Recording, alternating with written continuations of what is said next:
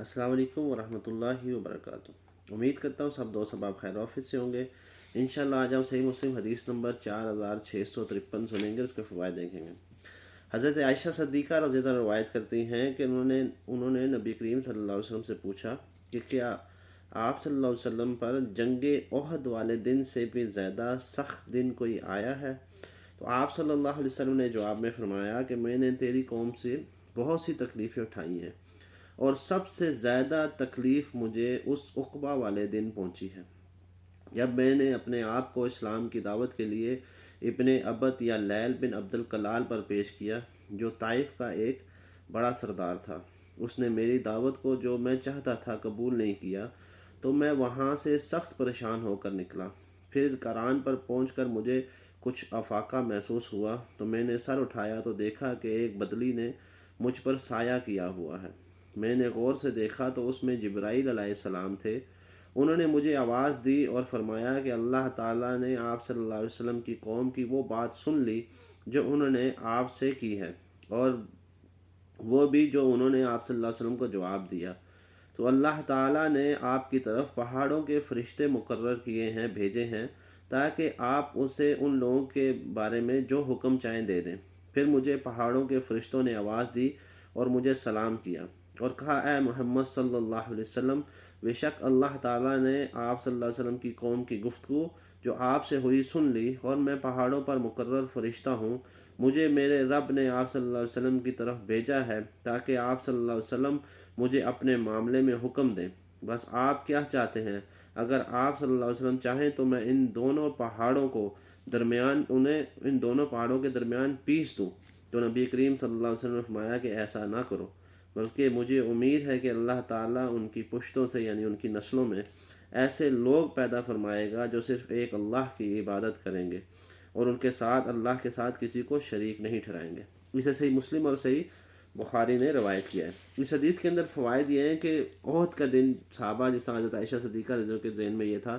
کہ جو احد کا دن ہے، اس دن جو احد کی جنگ ہوئی تھی،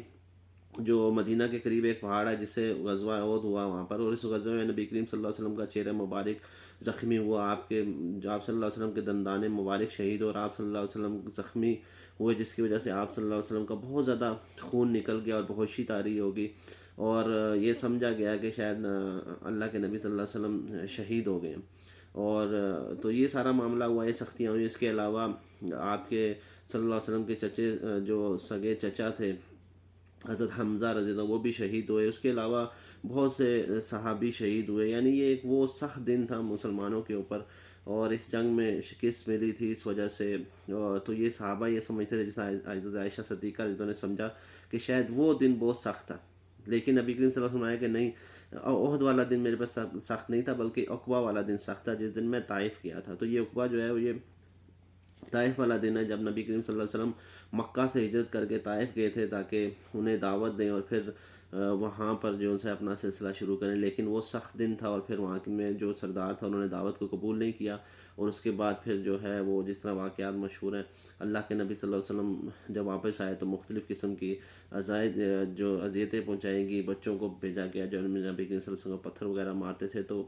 یہ دن جو ہے اللہ کے نبی صلی اللہ علیہ وسلم نے کہ میرے پر بہت زیادہ سخت تھا۔